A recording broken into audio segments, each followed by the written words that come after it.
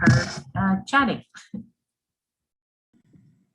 Go next. Hi, everyone. Thank you for joining us. My name is Alex Perez, and I'm also an advocacy manager with Active Trans. Thank you.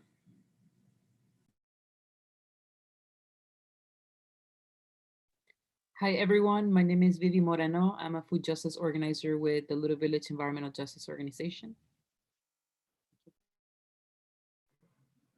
Hi, everyone. My name is Ruth Rosas, and I'm a community programs coordinator at the Consortium to Lower Obesity in Chicago Children, which is a program at Lurie Children's Hospital. And I'm going to start sharing my screen. Give me 1 second.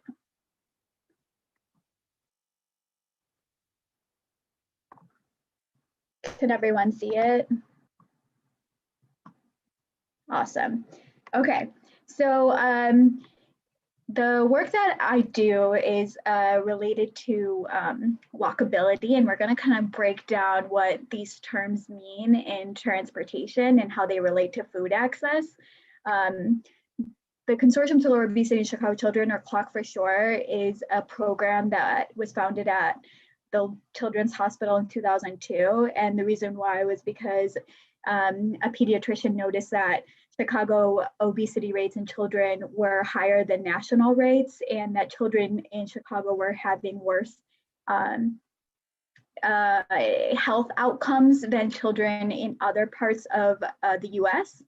And so the point of the consortium was to bring together people from different organizations, different backgrounds to kind of tackle this issue of obesity and obesogenic issues with children. And the big reason why we care about it is because obesity during childhood can cause a lot of issues, whether it be physical or emotional. And we also know that kids who have obesity, their disease risk factors in adulthood are likely to be more severe. And we really focus on nutrition, physical activity. In nutrition, we do focus on food access. We work with schools, for example, on their healthy CPS, which means like, the things in the school to make it healthier and more fulfilling of their health and wellness policies. We also work with pantries and for people to access foods. We've had a variety of programs with physical activity, which is where I focus more on. We do focus with, for example, summer camps. We have done a program for the past 3 years called Activating Neighborhoods for Health and Wellness. And we do a variety of, sports with or games with the campers. And we teach the camp counselors how to do these games. We also do some nutrition exercises, like giving people or families that attend the camps nutritious meal ideas and things like that. But a big part of why we focus on these two things is because we know that these things are also affected by a lot of other things. And with physical activity, for example, we know that it's an important factor in obesity prevention for adults and for children. And we know that it can aid in vital aging and reduce the burden of chronic disease and prevent early death. And the reason why we specifically focus on walkability or walking is because it can be one of the easiest and cheapest ways to be physically active. And this is the map that we usually share, that is shared with us by CDPH, and it's childhood obesity prevalence in Chicago, and it looks like pretty much every other map in Chicago, right? All of these maps seem to overlay with the highest prevalence of obesity rates in the west, southwest, and far south sides. And when we talk about, when I was talking about physical activity, like a big reason why we focus on this is maybe not everybody accesses, a car for transportation to get around, etc. Maybe not everybody bikes, maybe not everybody uses public transit, but everybody accesses the sidewalk. As soon as you leave your home, you're on, you're on something that is that other people are on, right? And you're coming across other people, and it affects The environment around your house, where you live, actually impacts how you feel, whether you're more likely to walk or not. If you feel comfortable, maybe if you have access to other things, you might be accessing the sidewalk a lot more and you might not be avoiding it. And here you kind of see this cross section of the street. And you see kind of this pedestrian realm, right? And this is basically as soon as you leave your home until the edge of the sidewalk. This is what we call the pedestrian realm. And this, it can include yards, it can include the tree line, driveways, anything like that is where you're gonna be seeing a lot of other people walking. And then there's this other part called the interstitial area. And this is the area that maybe cars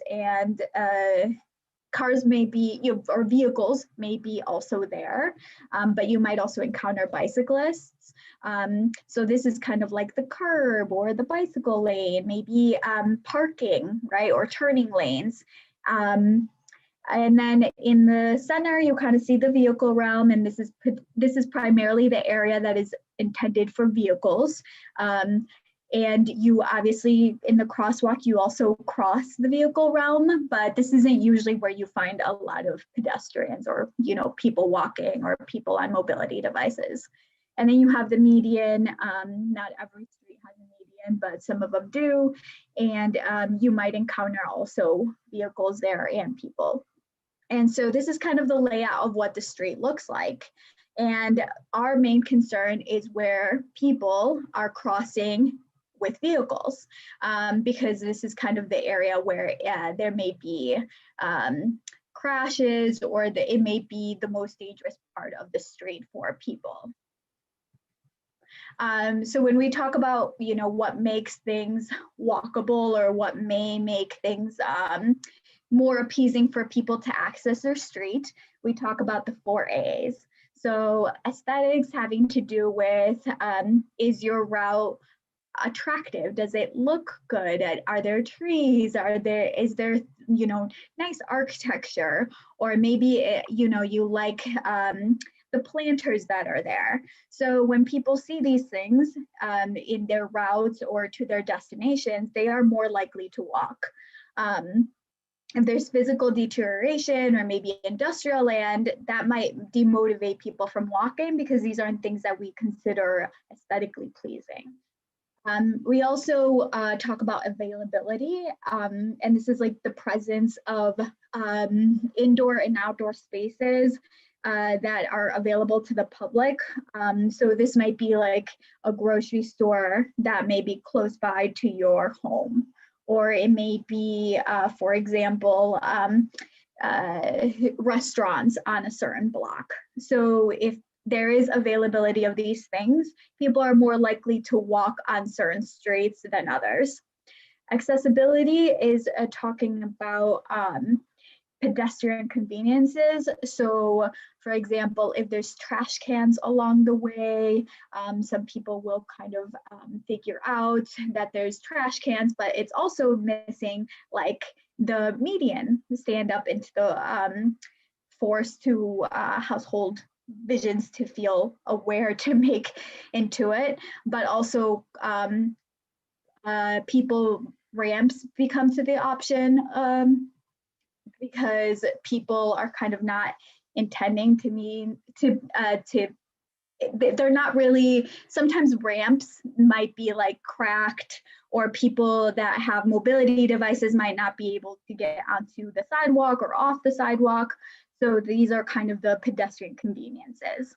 And then acceptability is safety, social, cultural, age appropriateness things. So for example, is a child able to also walk on the street by themselves, or a person using a mobility device, are they comfortable feeling in this area using their mobility device or getting where they need to go? Or maybe just an adult with children, is it acceptable or okay? Do they feel safe walking in these areas? So these are the things that we look at when we're talking about walkability. But we also know that walkability extends beyond these things. It's not just the infrastructure or the environment that's there, but a whole set of other things. So I dig deep in with communities on these elements. So we actually go out and we do assessments with communities, looking at these different things that are in the environment that they would like to see fixed, or maybe they've never even thought that could be fixed. So during my training with them on these things, we look at, curb cuts.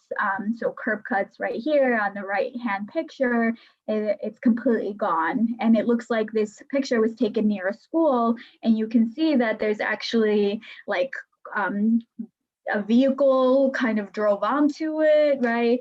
And so these kind of things, even if we don't notice it right away, they do play into how we feel on the street. Maybe people won't let their child walk alone here, all right? Or maybe there's been close encounters. And then on the left-hand side, we also see basically like an unfinished or overgrown vegetation, and people would a lot of times don't feel safe walking in places like this, because if it gets dark, it feels unsafe. You don't know if people are hiding. There's like a lot of fear, right, that can kind of come from walking down a place like this. But there's Chicago streets that look like that. There's sidewalks that look like that here. And so these are kind of the things that we start to talk about. Other things can be like garbage or litter. Maybe there's a little separation vehicles and pedestrians on the street. Narrow sidewalks are also an issue, because sometimes narrow sidewalks means that people can't walk together, right? And if they're chatting or something, it kind of is uncomfortable, or maybe if you're on a mobility device, you can't get through. So these are kind of the issues that come up when we see infrastructure that's not conducive to people walking. Then we also have kind of on the street, right? Like here we have minimal separation of pedestrians, cyclists, and drivers on the top right-hand side. And you just kind of not knowing when your turn is, when to go. It feels uncomfortable, unsafe to cross such a busy street like that. The middle picture is actually the Milwaukee North Avenue in 6 Point intersection that used to be kind of all over. They've done a lot of upgrades to it, but that was also very kind of chaotic. There was limited signaling and signage, and also kind of just like poor driver behavior, because people sometimes didn't know when it was their turn to go. And also narrow turning. That's because like when cars are narrowly turning, they might not see somebody that's on the sidewalk, right, trying to cross. And also if it's a child, they might miss them. So narrow turning can also cause like some issues.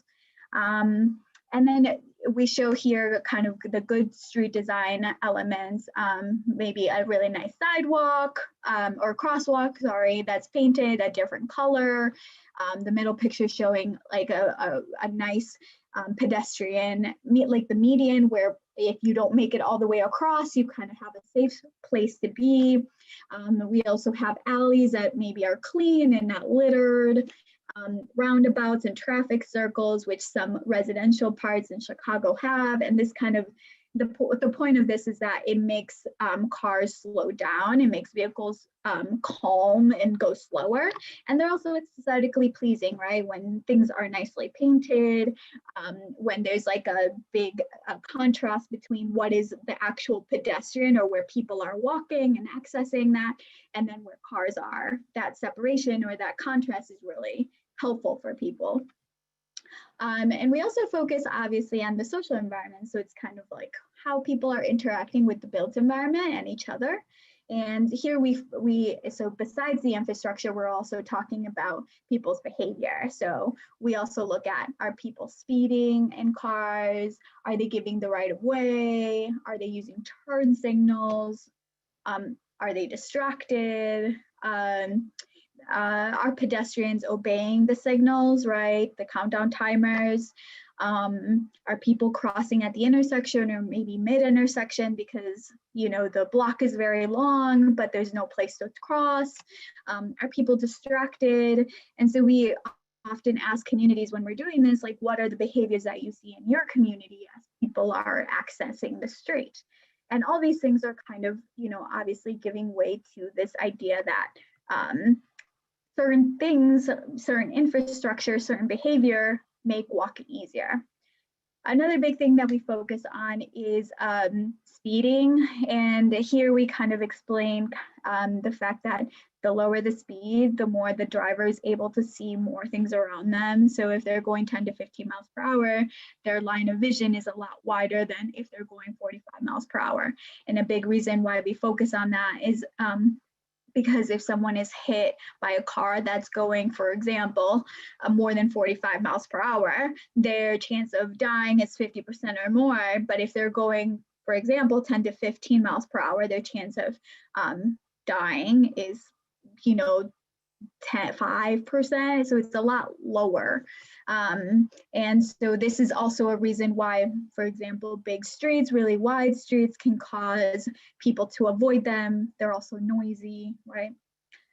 And then the other thing that we focus on is community safety, whether people are feeling welcomed in their own neighborhood or where they live, if they feel safe walking outside, if they feel safe crossing blocks or unsafe, or maybe the lighting at night, kind of dictating whether people are accessing the street because they might not feel comfortable. We also talk about like whether people feel free of harassment, whether they feel comfortable or safe with police presence, or if they don't, and if the sidewalk is busy with other pedestrians, because we are more likely to walk in an area where we see other people walking.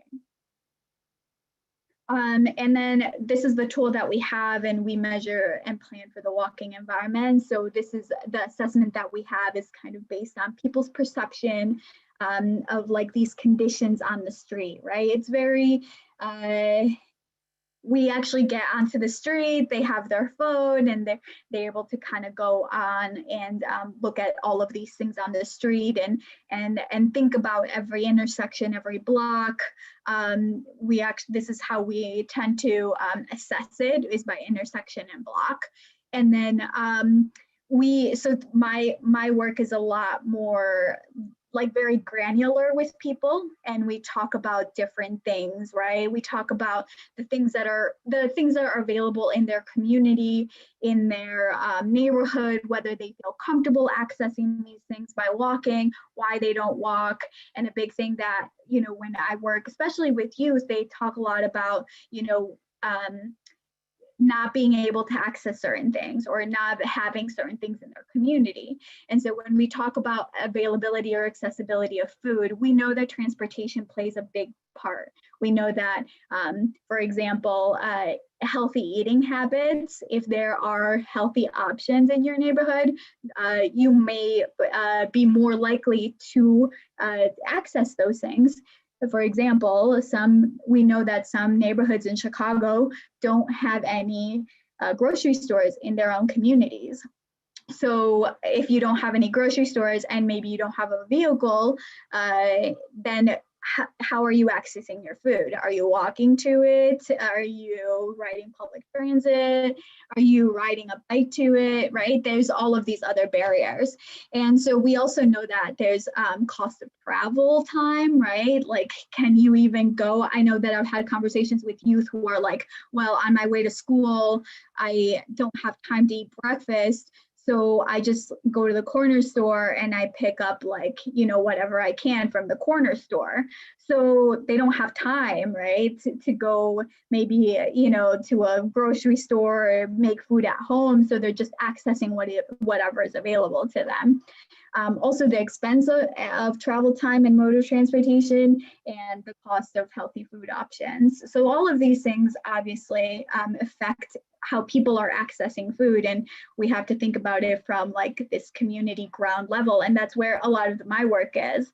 I'm going to pass it off to Julia and Alex, who talk a lot more about like the city scale and kind of a zoomed out view of the city instead of this very granular community base. But anyway, thank you very much.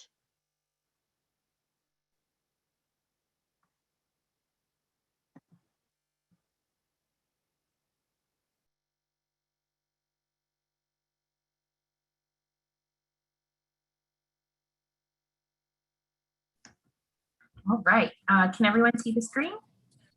Looks great. Okay, so hi everyone. Again, I'm Julia. My pronouns are she, her, and I'm joined by my colleague, Alex. And we're here to kind of dive in and really build off of what Ruth just shared, a lot of really great information. So before we go into that, I thought we could just share a little bit about the organization where Alex and I both work. So the Active Transportation Alliance, we're a nonprofit advocacy group working throughout Chicagoland, and we advocate for walking, biking, and public transit because we believe when we design our world to really facilitate those ways of getting around, we create healthier, more sustainable, and more equitable communities.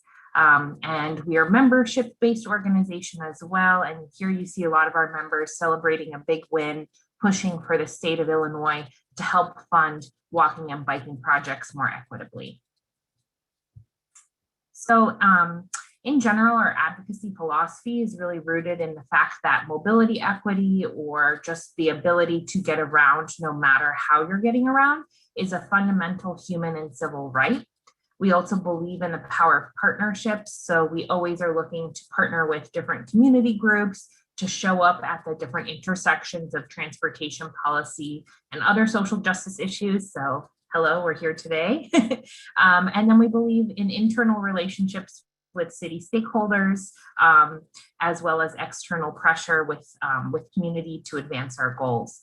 And you'll see here some of our strategic goals around looking to reduce crashes in Chicagoland by 50%, to shift trips made in cars towards walking, biking, or transit, and to reduce all serious crashes and fatalities to zero. So like Ruth said, we're going to kind of take a step back here and really try to define the problem of why it's a problem that our world is really designed to facilitate the movement of cars. It hasn't always been this way, but it's really been a trend, and we believe that it's made our world sick, poor, and unequal. So we'll kind of dive into each of those categories now. Alex, over to you. Oh, you're muted, by the way. Thank you, Julia. Happy to be here. Once again, my name is Alex Perez. And for this slide, we wanted to show the crash report happening at the Chicago region. So just from some stats, looking at 18 people walking or biking are injured every day. Every 3 days, a person is killed while walking or biking, and 1 motorist dies every day. And then from those crashes, 26% involve being people walking or biking were hit and run crashes. So it just gives some context, as Julia and Ruth were saying, that for people who don't have access to a car, have these other barriers and challenges of accessing destinations, getting around the region. Next slide.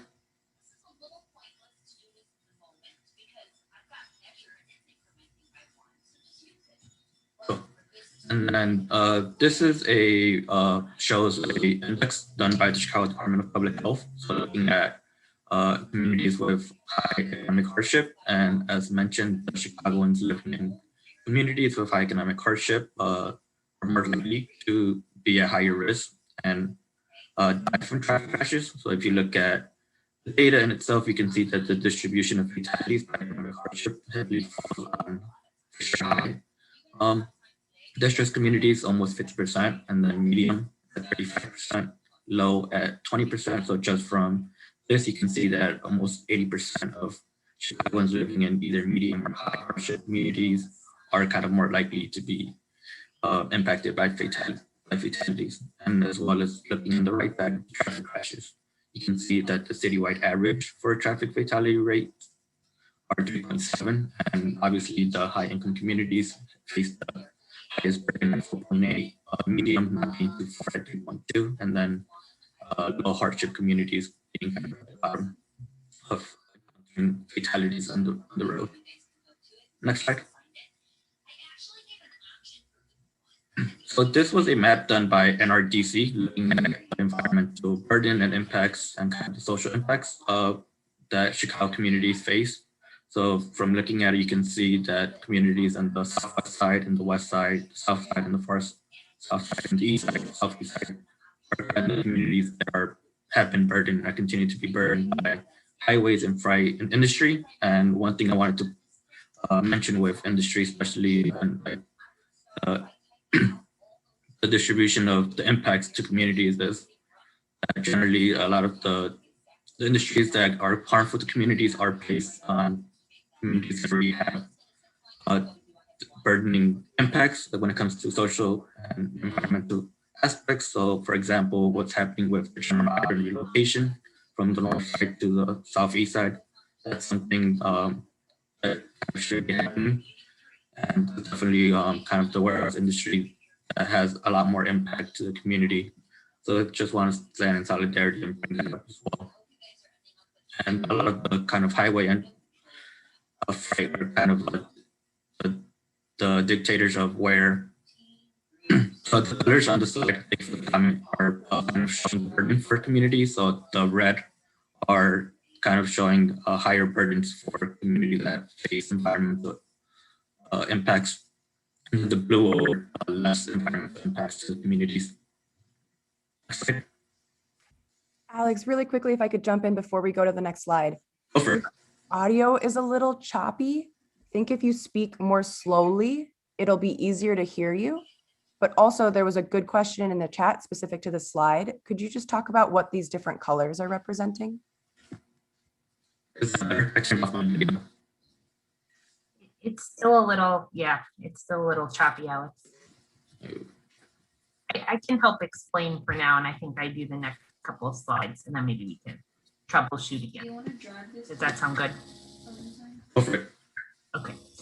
Yeah, so what I think Alex did a good job, but just to reiterate, the darker colors show increased levels of I'm gonna write down my name. off of the highway and freight traffic that goes through those areas. So you'll see basically that where the air pollution trends and the accumulation of that is the same places where we have these highways going through, where we have freight traffic going through, both train and truck.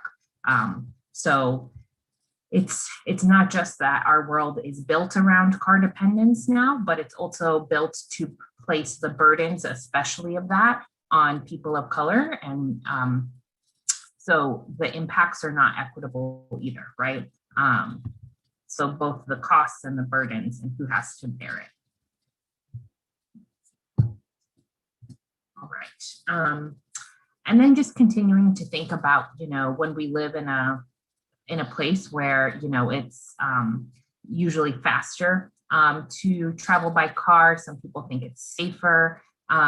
There's also this question of cost, right? And so when we look at this figure we have here, I think a lot of people are surprised to see that the amount of money people are spending on transportation has increased so much over the past century. And a lot of that has to do with car ownership. People are pretty surprised to learn usually that people spend around $9,000 a year on cars. So that's, insurance, that's tickets, that's gas, car payments. And so when you look at the kind of top 3 household costs, it's housing, transportation, food, right? And so when we're in this moment of the pandemic, of an economic crisis on top of a public health crisis, I think it's really important to think about how we can help reduce the economic burden on families, and think about how can we decrease household costs on all three of those areas and make food, housing, and transportation more accessible, which, I think hopefully most of us on this call would agree are basic human rights, right? Again, just kind of another figure at point of view in terms of how inequitable our transportation system is throughout the county. You'll see on this map the orange areas that are highlighted that edit didn't go through. We wanted to change transit deserts to transit apartheids. We want to recognize that deserts are thriving ecosystems. I'm sorry that edit didn't save, but to really demonstrate it's a systemic issue of how our world is designed, which communities get access to both trains and buses, right? Especially as housing costs near train lines have really exploded. People are really being pushed out of Chicago and pushed out of the county for a variety of reasons, but it's a mix between where jobs are, what's affordable, and systemic racism baked into all of that. We also wanted to highlight how inaccessible the transit system is as well, right? And so one thing here to note is that the CTA, the Chicago Transit Authority, does have a plan for making all of the rail systems accessible, but that won't be until 2038. So still it's nearly half of our train stations are not accessible to people with physical disabilities. And one thing I'll note too is that we do have a paratransit system in our region. And so this is really crucial for people who have physical disabilities who can't access the L or the bus. And that paratransit system is really dependent on the funding of the other transit, right? And so they're kind of inextricable. And so for one example, this summer during the uprisings, the racial justice uprisings, when transit was shut down, so was paratransit. One cannot operate without the other. And that meant that people with physical disabilities were not able to get to the grocery store, were not able to do their necessary things to live. And so we found that to be extremely problematic and infuriating, and we're advocating and rallying around that. So we just had to call that out as well. Let's see here. Alex, did you want to see if your audio was working again? Is that better? I think a little bit. How about you try talking about this slide and we'll see how it goes. Thank you. Thanks for taking over. So this slide looks at kind of the commuter and the kind of who are living in poverty in the region. So you can see that people who live below the poverty line are more likely to see transit below 20%. And then people who live above the poverty line are less likely to take public transit at 13%. And then when we look at the demographics of who's riding public transit, you can see that 22% of Black residents are taking transit to work. And then you can see that 11% of white residents are taking transit to work. So that just shows kind of who's dependent on transit in the region. Next slide. And then this figure shows regional poverty and walkability. So in the region, those who live in poverty are 3 times as likely to get to work by walking. So that's at 7.2% of the people below the poverty line are walking to work. And then you have 2.6% of people who are above the poverty line who don't walk to work. And this goes to show that there should be a focus on equity and building a complete streets network that focuses on sidewalks and making sure that there is safe pedestrian infrastructure for people who are not relying on cars to travel in the region. Is there like a way to like? And then this slide shows how pretty much access to bikeways. So in Chicago, not many people have access to bikeways within a half-mile radius. So you can see in the south side, it's 70% almost of residents not having access to bikeway in the half-mile. On the west side, you see it at 74%. And then in the north side, you see it at 82%. Longer, like each. Next slide. And then that's back to you, Julia. Thank you. And so just kind of going back to what Ruth was talking about, you know, so in terms of the physical design of our streets and how that facilitates some ways of getting around more than others. Really, cars just take up so much space between parking and who has priority on our roads. So one thing that we've really focused on over the past several years is how to take more space on the street for transit. When you look at who's riding the bus or the train in Chicago, it's usually low-income folks, people of color, people with disabilities, and women. And so we think it's a matter of equity to take back that street space and dedicate it to make transit faster and more reliable. So we think we can do that by seeing more dedicated bus lanes. Right now, Chicago really only has close to 10 miles of bus lanes, where cities like New York, LA have us beat by, a sixfold, eightfold. And then by faster boarding, you'll see here Belmont Blue Line on the north side, where they've permanently made this corral where people can get on front or back, and they've already paid. And that really helps a bus stick to its schedule as well. And then traffic signal improvements. So there's a way where you can upgrade a traffic signal that the bus driver can hold a green light a little bit longer so they don't get stuck behind that red. And so through a combination of these, we can really start to see transit service improve and take back that street space from cars. Sorry, my keyboard is a little funky. So if you're ever curious to check out, a few years ago, we made these bus report cards, which you can find at the link activetrans.org/bus report cards. And you can see how transit service in each ward fared, and along several of the highest ridership bus routes. And feel free to take those report cards to your aldermen and say, hey, alderman, I know you have a lot of power over the streets in our ward. What are you doing to prioritize transit on those streets? Because I need a faster bus route to get to my grocery store or what have you. And then on the right-hand side, you'll see the cover for a report we put together that really looks at the fare structure for transit in our region. And you can find that full report at activetrans.org/fare-shine. So some of the recommendations that came out of the report, which I worked on with Alex and my colleague Linda Lopez, really the heart of it is creating what we call a fair fare. So that's a discounted fare for low-income folks. So we think if there was a discounted fare, that would put crucial dollars back into the pockets of low-income people so they could better afford, all the many things we need to pay for in order to stay alive in this capitalist world.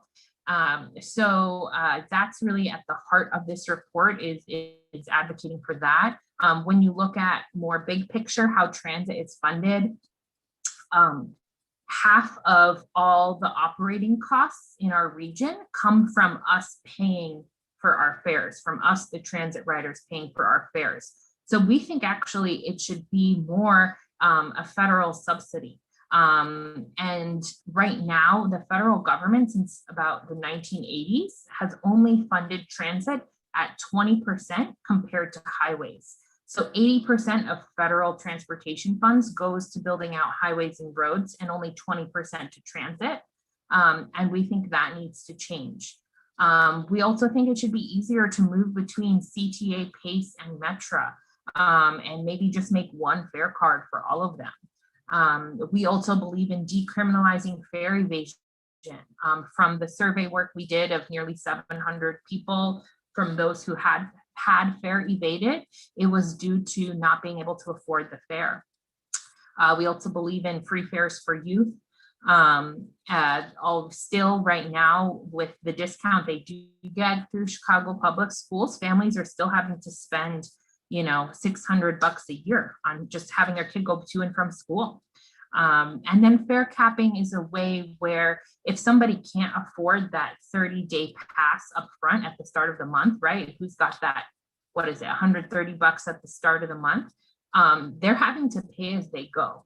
And if they're doing that, they're going to end up actually paying more than what that monthly fare cost up front. So what fare capping would do would be, once that individual within that 30 days has spent the cost of the 30-day pass, it automatically unlocks. And for the rest of that time limit, they can ride for free. They're not going to pay anymore because they've in total paid up to the amount of the fare. So there's a lot we can be doing here, which we think intersects with food access, because it's all about making the freedom of movement more accessible to people. And I just wanted to shout out some colleagues in Pittsburgh, Pittsburghers for Public Transit. Right now, they have a campaign going where people who have a SNAP card, they can just flag that on a bus and that gets them on for free too.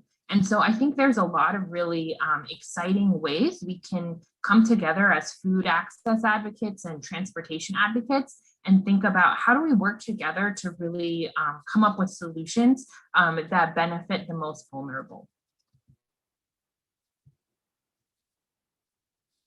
Alex? Am I good? So we want to talk about the intersections. It's not just with transportation and food just access, but it's also with housing. So with this slide, we can see that, as Julia mentioned, car-oriented development is unjust. What's been happening, especially with transportation investments in Chicago, on the north side especially, they've been contributing to displacement and gentrification. So with the slide you can see on the right, it shows the single-family house prices located near the 606. So over time, and once the trail actually opened, you could just see the rise of housing just going up and becoming unaffordable to people who can no longer afford to live in the neighborhood. And it could be happening to other transportation investments and neighborhoods as well. And then also the other aspect of where you have a lot of investment, and then people are kind of driven away because they don't see opportunities and other things coming into the neighborhood. Next slide.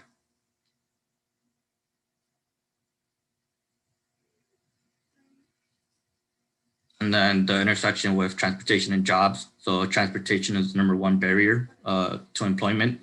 From looking at the map, you can see kind of the dash highlights as being employment centers for the Chicago region. The blue dots being the disinvested areas where there's been lack of investments for the community.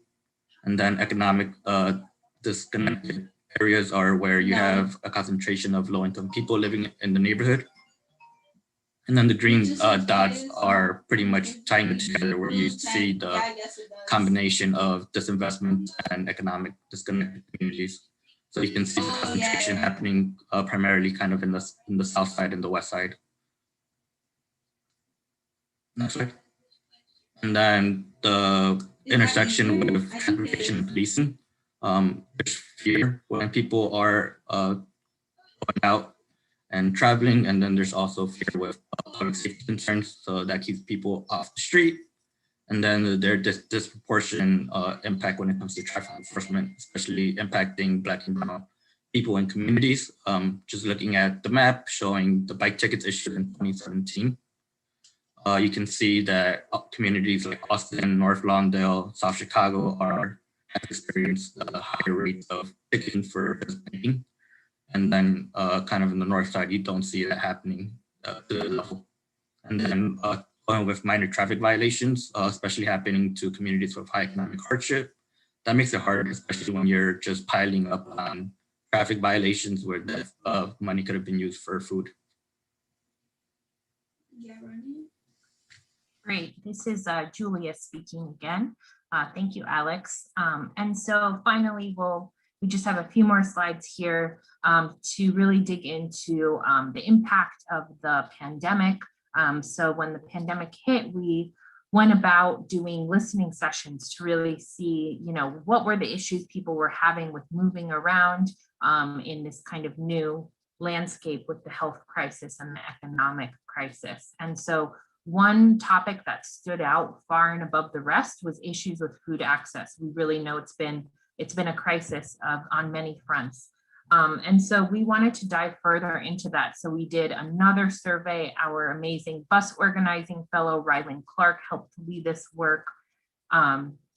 And so out of the 100 respondents we got, some of the biggest complaints about riding transit to go to food pantries were people weren't feeling comfortable on transit because people weren't following the COVID guidelines of wearing a mask, of keeping social distance, of making sure there were only a limited number of people on the bus or train.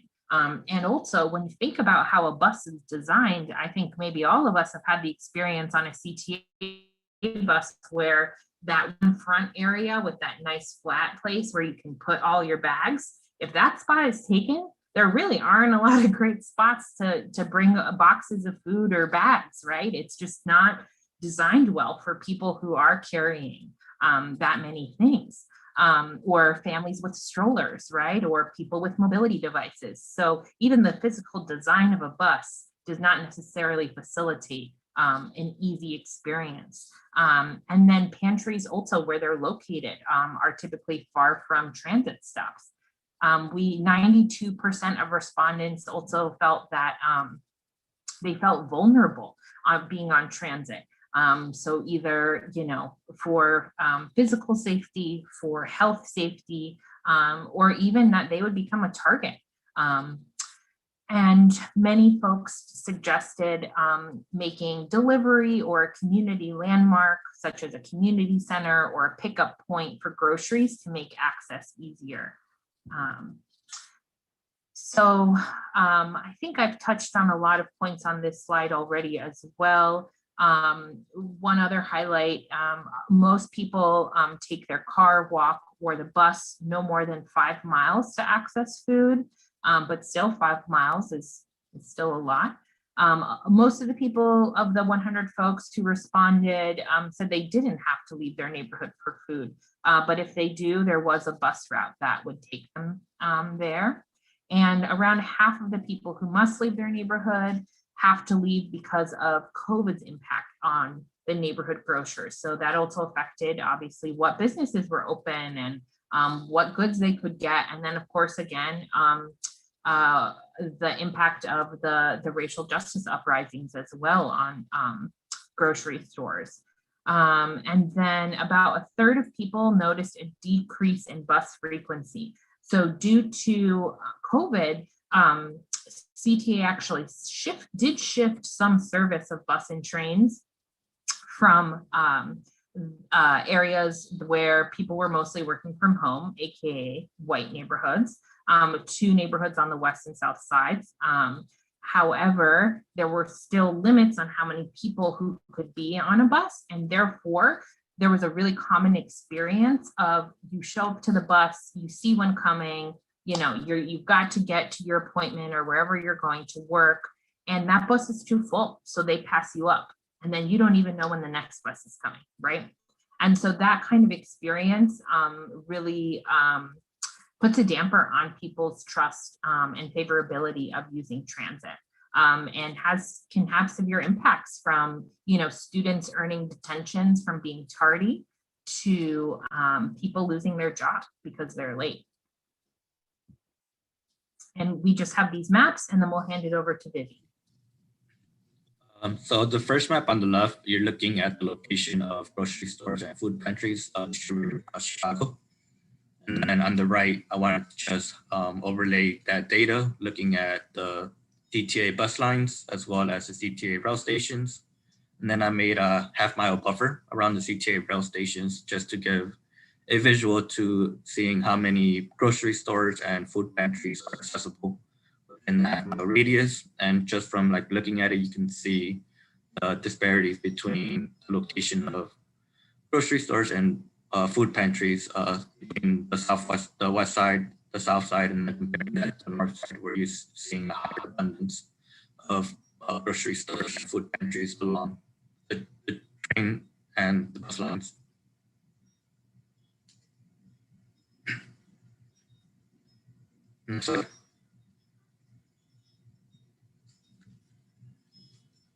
And then we touched about it a bit. So looking at people who don't have access to cars. So what I did was also map out the percentage of census tracts that don't have access to a vehicle. So kind of giving that visual of showing where people who don't have access to a car live.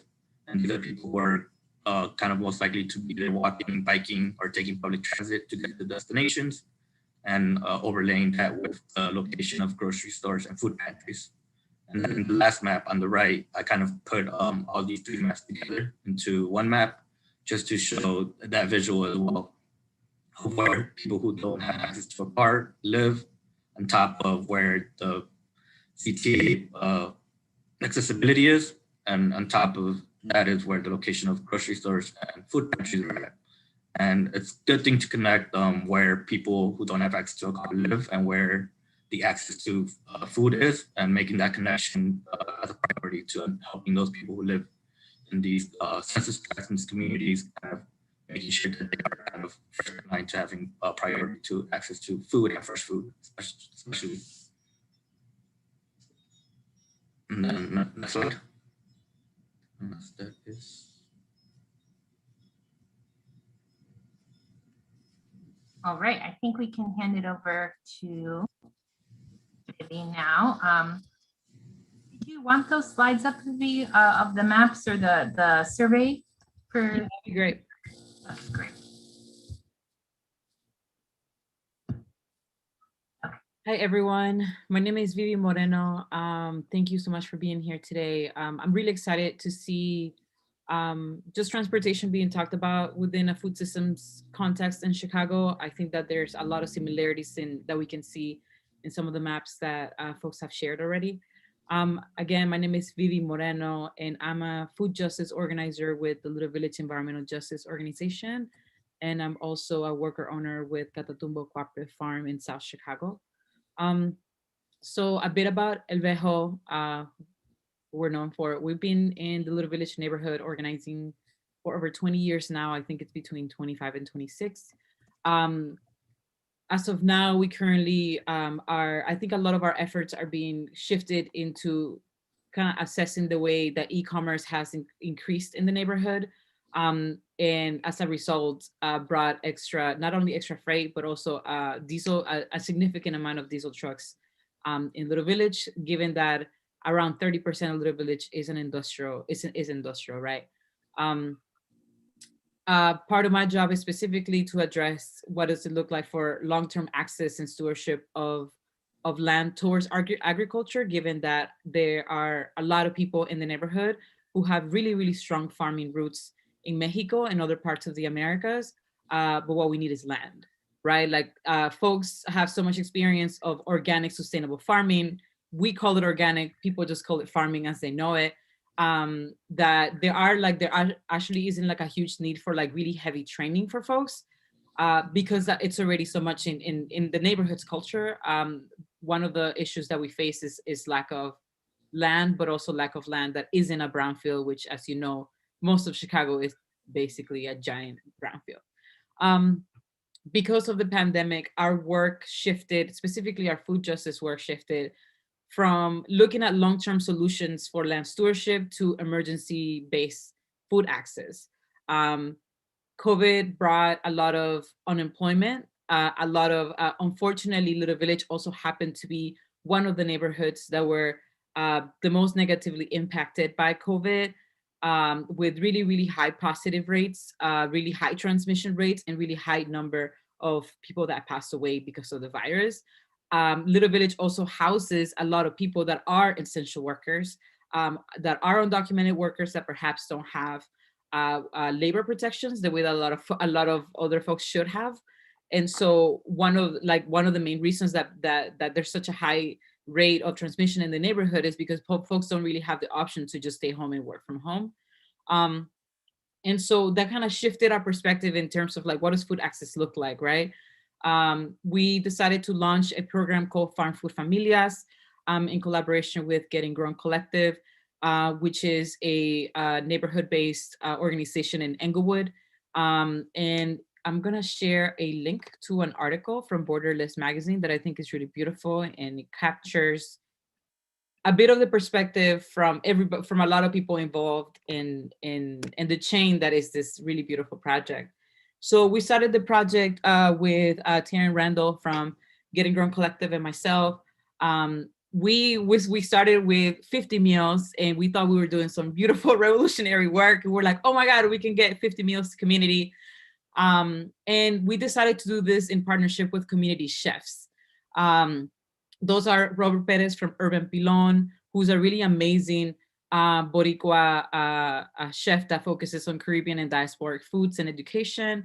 Chef Fresh of Fresher Together, who is an amazing, powerful farmer, also educator. And also Chef Carla from Amor y Sofrito, who focuses on vegan, Mexican, and Mesoamerican food. Also Chef Kwamina from Let Us Breathe Collective and their Everybody Eats program. And as of now, we've been joined by Chef Maleka. I think their program is called Mama's Fresh Kitchen. So as of now, we're working with 5 chefs, one of them acting as interim. We decided to work with community chefs because they already have that experience of working with community and already have a social justice kind of lens to the way that they not only cook the food, but also the way that they educate people about the foods that they're eating and the history of the foods that they eat. We thought it was really important to do meals as an act of care, not as an act of nurturing, right? So not only getting actual meals for people, but also making sure that the foods that are cooked are specific, like Mexican, Mesoamerican, soul food and Caribbean foods that speak to people's cultures, that speak to people's spirits, because that also is uplifting. Another side of Farm Food Familia is where we get a lot of our produce from. So we were like, there's a lot of nonprofit farms in Chicago that had to stop programming and in-person programming, especially with youth and children because of COVID. And they had all this surplus produce on their sites. So we started calling them. We're like, hey, if you're not doing anything with that produce, would you mind donating it to the program? Our chefs can cook it. And then our communities, which are predominantly Black and Brown communities, would have access to that organic flesh, like fresh and clean and Chicago grown produce, and it can get to their bellies, right? So we've been working with a variety of organizations. So I want to name Urban Canopy as a urban farm that has donated tons and tons of food to us. Catatumbo Cooperative Farm, Gardeneers. At some point, I think Sweetwater Foundation. We have Closed Loop Farms too. Getting Grown Collective's garden, Semillas de Justicia Garden in Little Village. I'm probably forgetting a few, but I just want to name some. And so the way that we're thinking about the program is making sure we're working with the folks that are directly growing the food, which are predominant, like a lot of them are kind of nonprofit farms, but also we're kind of starting to focus more on farms that are like ran by Black and Brown people.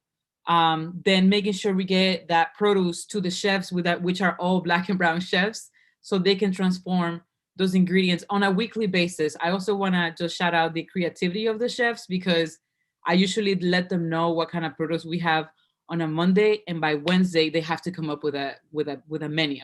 So the amount of creativity that comes into transforming whatever it's available into food that has a huge meaning to people culturally, I think it's tremendous. And then we also have another part of our program, which is a whole series of youth interns, people that pack our meals, and then people that deliver the meals to folks. And this is a bit of kind of like where we get into transportation. So just to get a little bit more into where we focus our meals. So as of now, we have grown from 50 meals weekly to 350 meals weekly. And the way that we do it is, even though families kind of fluctuate every week, we kind of stay delivering to the same families. The reason we did that is because to us, it wasn't fair to deliver one meal to one family one time and be like, that's it, you were fed, that's good. But I'm like, how can you actually develop long-term community relationships and really communicate with families in a way where they can tell you what their other needs are, because often they have many, many other needs. And the way that we do that is by establishing long-term relationships. And so as of now, the program has been running since May 2020. It continues to run now. We're about to go into a year in a few months. And that means that some of the same families that received meals at the beginning continue to work with us and are continuing to receiving meals now. which I think is really beautiful. The neighborhoods we serve are primarily Little Village, I would say Brighton Park, McKinley Park, Bronzeville, Englewood, South Chicago, South Shore. We're literally going like all the way south and east and then back west. And we are focusing on those neighborhoods, one, because they have been some of the ones that have been mostly impacted by COVID. Two, there has been an increase in loss of jobs in these neighborhoods. And a lot of the neighborhoods, specifically the ones on the southeast and west side, are food apartheid zones. So they were already communities that were impacted by a lack of access to food, either via transportation, via lack of economic support, or lack of just places to shop, right? I also want to mention that while having groceries, abundant groceries, is really important in neighborhoods, I'm going to give an example for Little Village. Little Village actually has a good number of independently owned and chain-owned grocery stores. But if you look at the pantries pre-pandemic, the lines for the food pantries were already really long. And to me, what that communicated was that the economic need was there in the neighborhood. So you can have a really beautiful grocery store that's really well stocked, but if there isn't, like, if the economic conditions in the neighborhood aren't so that people can actually buy food, and they're not, like, people are going to end up needing emergency food anyway. So the way that we see this project is kind of like, we have been needing mutual aid to happen for a long time. It has existed pre-pandemic. And I think what the pandemic did is exacerbated existing conditions that were already happening in the neighborhood. I don't think, obviously it made things significantly worse for our community, but none of this is really new for any of us. When it comes to transportation, the way that we do our program is 100% through delivery. And we decided to do that from the get-go. We are one of many, many, many meal and food distribution programs in Chicago. I do want to shout out that there are so many in so many different neighborhoods feeding their own community. We decided to do the deliveries. I wanna kind of like go back to the slide that is right here. The big one here is the biggest complaint about folks riding the transit, like riding public transit, right? So one of the reasons we decided to do delivery is because our community was not feeling safe getting on a bus and going to get food. Or there were families that were already had multiple members of their family losing their jobs, and they're like, I don't have the little bit of money that I have left. It's not enough for me to spend it on the bus so I can go get food. It's either the bus or the food. So we decided, hey, let's design a program where we actually deliver the food at people's homes. And let's design it in a way where the very same delivery drivers are also getting food, and they also belong to the same communities that are delivering food. So the beauty about our program is that a lot of the folks that do our delivery live in those same neighborhoods. So for them, their routes are not necessarily going super out of their way. They're going into the same neighborhoods, and in turn forming deeper relationships with folks on their block, right? I think that's important to mention because there is a difference between mutual aid and charity. And I think that mutual aid, the way that I see it, is you do what you can with what you have at the moment, regardless of level of expertise and or if you have a specific skill, you bring that to the table, and that should be enough to get you going. We started this program with very little funding and with a team of like 5 people doing absolutely everything. Eventually, we have grown into a team of about 25 people, where we have, this program, by the way, is 100% Black and Brown ran. I think it's really beautiful. So everywhere from coordinators to youth interns that are calling families and checking on them every single week, to the drivers, to the people that pack our meals, to the people that prepare our meals, and soon to the people that actually grow the food. So we are creating like a little bit of a very like close loop in terms of a Black and Brown like emergency food system where everybody is being compensated along the way. The reason I say mutual aid is not charity is because our program is actually quite expensive to run, and it has grown to be a quite expensive program to run. The reason for that is, at the beginning, we relied solely on volunteers, which is beautiful. But in times of COVID, specifically, if we wanted our people and people in our communities to be part of this program, it's really hard to ask people to volunteer when they're already unemployed and they're already facing so many inequities in their households and in their communities. So we decided, look, if we are going to bring in people from our community to do this work, they need to be compensated, and they need to be compensated well. And so besides we do have volunteers that are outside from these communities that do lend a lot of their time and effort. And honestly, without them, I don't know what we would be as a program. But at the same time, the folks that are from our community, everybody is paid along the way. And so when people look at our program, they're like, wow, it's actually quite expensive if you think about just getting a plate of food or plates of food to community. I'm like, well, actually, the way that we do it, if you are going to do a program sustainably, everybody along the way should be compensated for the labor, because it is labor. And so that's a bit of kind of like what we have done. We are about to get to 10,000 meals overall, like between May and now. So it's a huge effort. We are also expanding our program, where starting next week, we are actually going to start delivering boxes of produce in partnership with actually SIFBAC and with Midwest Foods. The beauty of that box produce is that we, with our youth interns, call 200 and something families in these neighborhoods and ask, what do you want in these boxes? Which to me is very, very different from the way that a lot of these produce boxes get to communities, because community people don't have a say into what they get. You either get what you want, you either want it or don't, right? We actually call community and we're like, what do you want in these boxes? What means something to you? What will be helpful to your family? And we created a list directly based on what the community needed. And then next week, we'll be starting delivery of 225 boxes for a period of 8 weeks. Another beauty of that program is that the majority of the folks doing the deliveries, which is going to be around between 11 and 18 drivers, will also all be from the community, and they will all be paid for their program. I mean, for their labor. And so I know that a lot of that is stressing a lot of personal cart use, but again, I want to go back into the many reasons why a lot of folks don't feel safe. We also have a lot of accessibility issues. A lot of the folks that we serve, especially on the South Side, are elders that have a hard time with mobility. And so it's actually like a lot of folks have sometimes even decline if there's even a hint of, can you go pick it up? Or sometimes they even have a hard time coming downstairs to get the food. And also the fear of getting COVID, right? On one occasion, we had a family, we work with a lot of families that are COVID positive.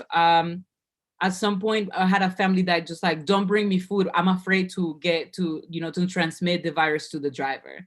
So basically they were denying food for the day and their meal for the day because they were afraid. So there is a lot that goes into why we made this decision, why this program is so, it takes so many resources, but also why we really need to keep deliveries going, at the very least, until the city gets it together, which as we had seen in the slides before, we're a little bit far from where we are. Ideally, this program wouldn't be needed. Ideally, deliveries wouldn't be needed because families would have an easier way to access food. Unfortunately, we're not there yet. I'll close out by sharing our GoFundMe for the program. This GoFundMe not only would cover the cost of the meals, the cost of the chefs, but also the cost of the youth interns and also the drivers that are getting this food directly to people every week in a very safe way. And I'll end it there because I think we're pushing our time and I think we're about to go into breakout rooms. Thank you. Thank you. I think for the sake of time, we're going to, and this is Julia speaking. We had some questions we wanted to dive into with you all in breakout rooms, but our timing went a little long. So we have some really awesome questions in the chat too that we want to get at. So I'm just going to share my screen once more of the questions we had for you all. Feel free to respond in the chat. And then Steph, if you could help us pull out the beautiful questions we had in the chat as well, and we'll stay here all together for now. So just one moment.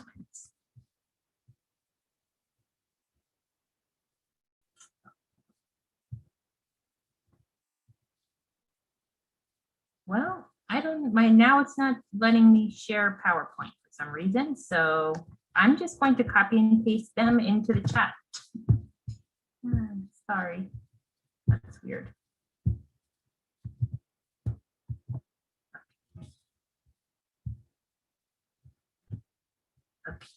So, we were really interested in hearing from you all what you think about when you hear the word walkability. How are people accessing fresh food in your communities right now? How far are they traveling?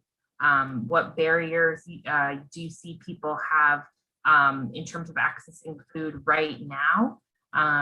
If you're involved in any efforts, and what policy solutions you see longer term. So we were so excited to be able to present, both immediate solutions to help material needs, but also longer term policy solutions.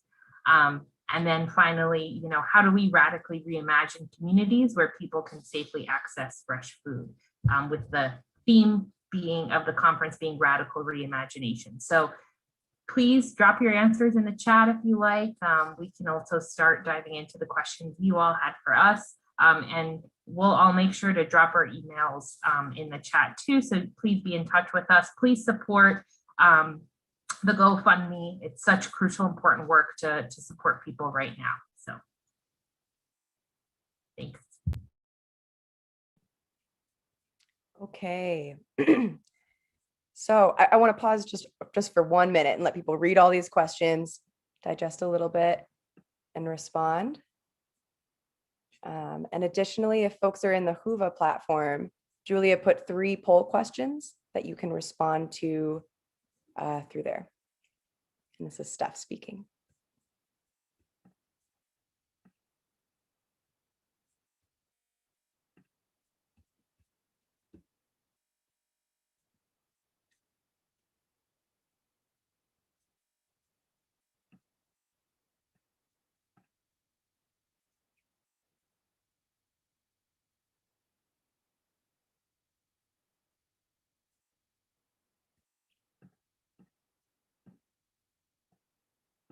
Okay, so to slowly get started, again, this is Steph. To talk a little bit about Lizzie's response too, one of the questions that came in the chat was, it seems as though the issue of walkability would be best addressed on a united front. What are some ways to get the businesses within a certain area on board with walkability improvements? Yeah, so this is something that we actually, when we're working with communities, that's a big thing, right? Like, we know that, for example, and I'm going to touch on a few issues. People that kind of can be kind of hard to talk about, but for example, sometimes when we do the walkability assessment in certain communities in the West and South sides, people notice that litter is a big issue. And they say, if we get the maybe Chamber of Commerce, or, we get some kind of group together from the neighborhood who are business owners to pitch in money so that they can pay people to pick up litter, then maybe our streets will be like less littered. And then we look at places like the Loop, which are cleaner, right? There's less litter there. But the thing is that they do have this economic investment there, right? They are clearly like paying people to pick up garbage. And so this issue of walkability, like not feeling good about walking where you're walking because there's a lot of trash and litter, or there's like other issues, right? Ramps, et cetera, et cetera. There's like all of these other outside issues that are actually also impacting our walkability. So it's definitely a united, like we definitely need a lot of people involved, but a big thing is we need actual economic investment. Commercial activity does not itself mean that we will, have clean streets. We actually also need like investment from the city, and we need all of these other factors to play into cleaning our streets, or improving our infrastructure, making sure we have community cohesion. So I agree that we do need to do it in a united front, but it just, there's a lot of issues there with getting that.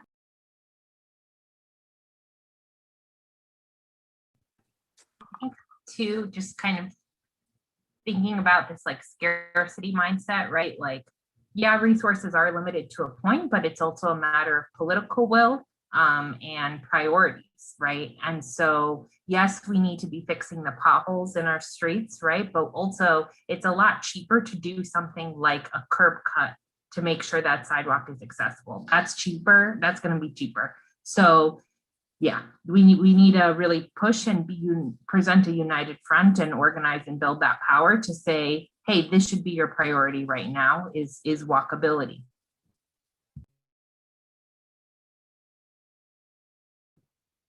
Awesome.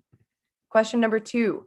Curious to know if any of our groups here are partnered with disability advocacy groups like Access Living, Equip for Equality, or the Chicago Lighthouse.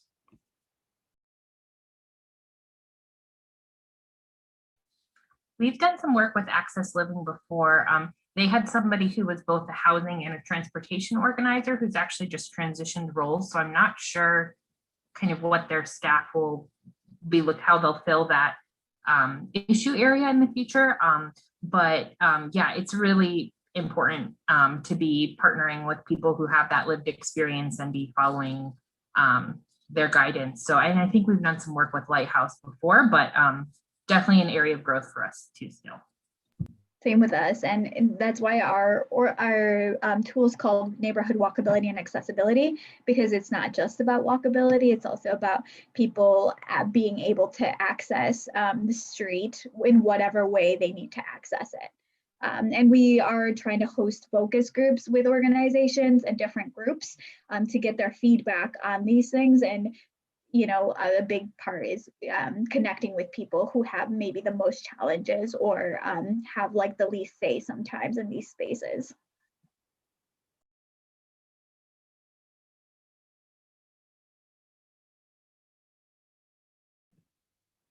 Okay, great.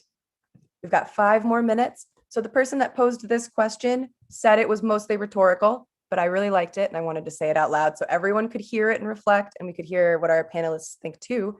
But why do we even need to pay for public transit? It's kind of strange when you think about it.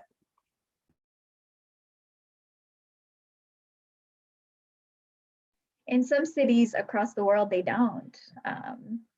But for some reason, and I think Active Trans has like a lot more data on how much of our money goes into different transportations. But I know, like, I don't own a car. I haven't owned a car in 10 years, 11 years. And the reason why I started biking was because I got paid so little in my first job that I needed to actually like ride a bike throughout winter. Otherwise I would be dead broke. And like I found out that my taxes were going to roads, right? Like to fix potholes, but then my actual bus, like, would stop running sometimes, or the bikeways were not taken care of, and so it's kind of bothersome that we fund, like, even people who don't drive fund street maintenance, but then our public transit system is so poorly funded.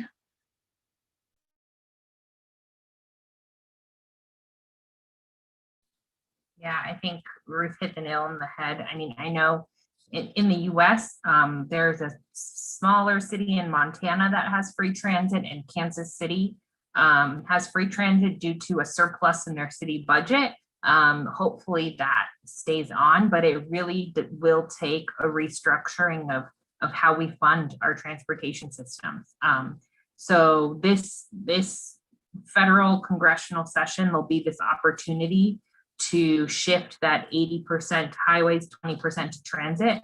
And I know part of that fight too is not just to fund like rail tracks or more physical buses, but also to fund service, right? So to fund more bus operations, and that means more jobs too, right? So it's all connected. But great question.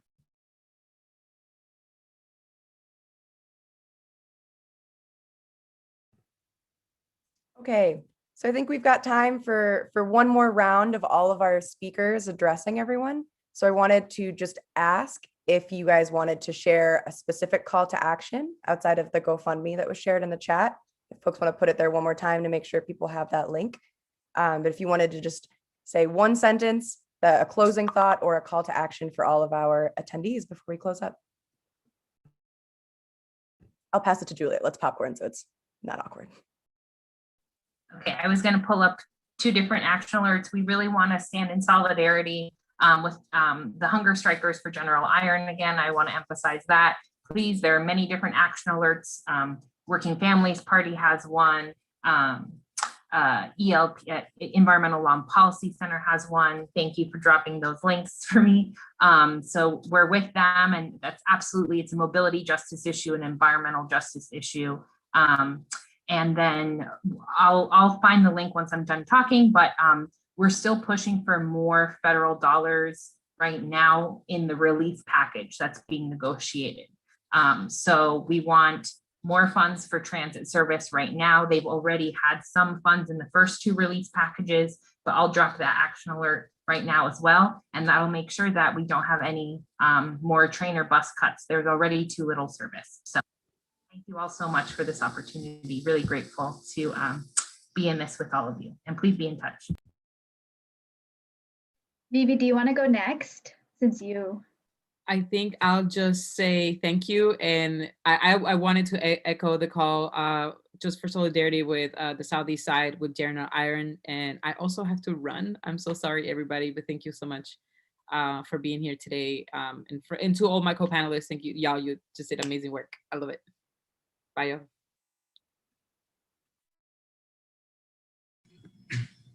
Go for it, Ruth. I just wanted to say thank you, Julia. We are pushing for making sure that service cuts don't happen to public transit, and making sure that people do have access to traveling throughout the city, and especially focusing on the south and west sides where we're facing most of the burdens from not just COVID, but other impacts as well. Yeah, thank you everyone for letting us speak today on this issue.